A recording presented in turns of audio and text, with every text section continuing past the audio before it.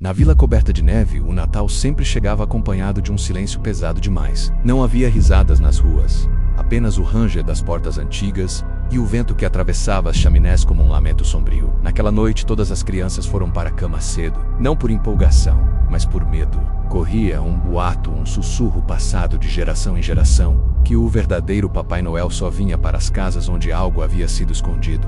Ninguém sabia exatamente o que.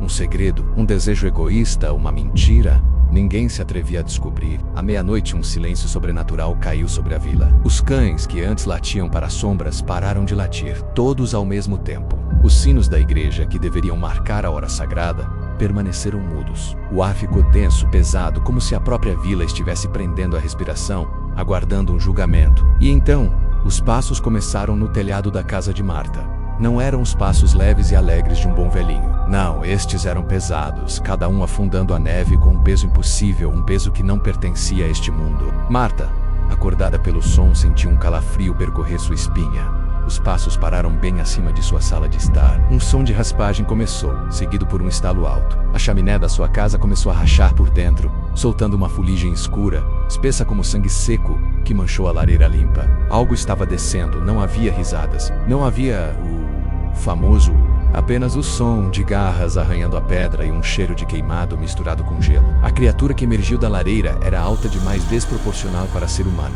Suas formas eram uma paródia grotesca do Papai Noel das histórias. Usava um casaco vermelho, mas estava enegrecido em vários pontos, sujo de fuligem e de algo mais escuro, costurado com fios grossos que pareciam nervos expostos. A barba era longa, mas não branca como a neve lá fora. Era cinza, grudenta, cheia de restos de algo que se mexia lentamente, como pequenos insetos ou pedaços de matéria orgânica. Quando levantou o rosto, Marta sentiu a vontade de gritar, morrer em sua garganta, sufocada pelo puro terror. A pele de seu rosto parecia ter sido puxada com força demais, esticada sobre um crânio com a forma errada. Os olhos eram fundos, vazios, como dois buracos queimados em um pedaço de madeira. Mas não estavam vazios de verdade. Dentro daquela escuridão, algo sem múvia, uma presença antiga e faminta que a observava. Ele carregava um saco nas costas, e o saco respirava. Sim, respirava, com um movimento lento e úmido, como um pulmão doente. O Papai Noel, ou a coisa que se passava por ele, começou a caminhar pela casa, mas seus pés não tocavam o chão. Ele flutuava a centímetros do assoalho de madeira, sem fazer um único ruído, movendo-se com uma graça sinistra. Parou diante da árvore de Natal, decorada com tanto cuidado, e inclinou a cabeça longa, como um pássaro predador. Ele cheirou o ar, um som sibilante saindo de suas narinas. Aqui, murmurou, com uma voz que soava como madeira podre sendo quebrada. Alguém mentiu. Do saco que respirava, ele retirou um sino. Era pequeno, enferrujado, coberto de uma pátina verde e marrom. Com um movimento deliberado, ele o sacudiu uma única vez. O som não foi festivo. Foi um tinido dissonante, agudo, que pareceu entrar diretamente nos ossos de Marta, fazendo seu corpo inteiro vibrar de pavor. No quarto ao lado, seu filho, o pequeno Lucas, acordou chorando. O som do sino parecia ter invadido seus sonhos, transformando-os em pesadelos. A criança tentou gritar pela mãe, chamar seu nome, mas a voz não saiu. Apenas um gemido baixo e aterrorizado.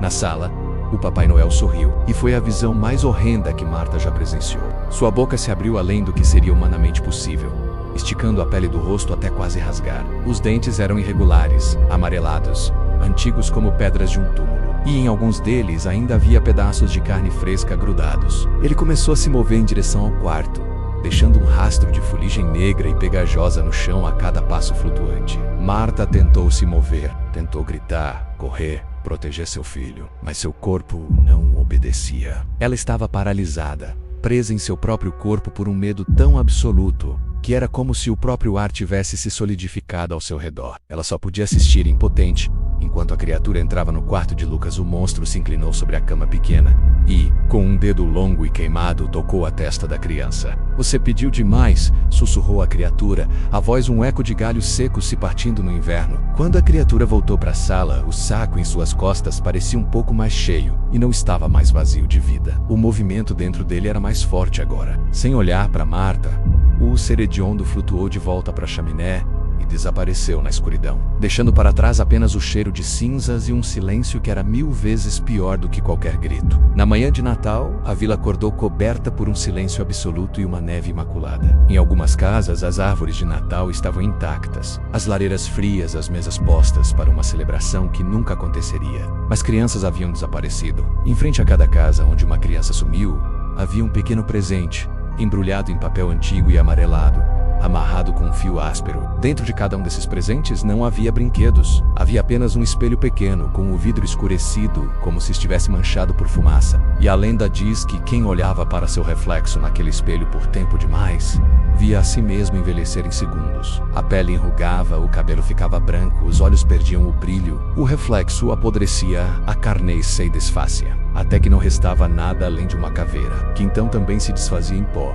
E a pessoa que olhava ficava com aquela imagem para sempre em sua mente. Desde então, naquela vila, ninguém mais escreve cartas para o Papai Noel, ninguém mais espera por presentes. As crianças aprendem desde cedo a não desejar nada, a não mentir, a não esconder segredos. E quando a neve começa a cair mais pesada do que o normal, quando o vento uiva de um jeito estranho, pelas chaminés as pessoas trancam suas portas, fecham as saídas das lareiras, apagam todas as luzes e rezam em silêncio para que o verdadeiro Papai Noel não se lembre de suas casas.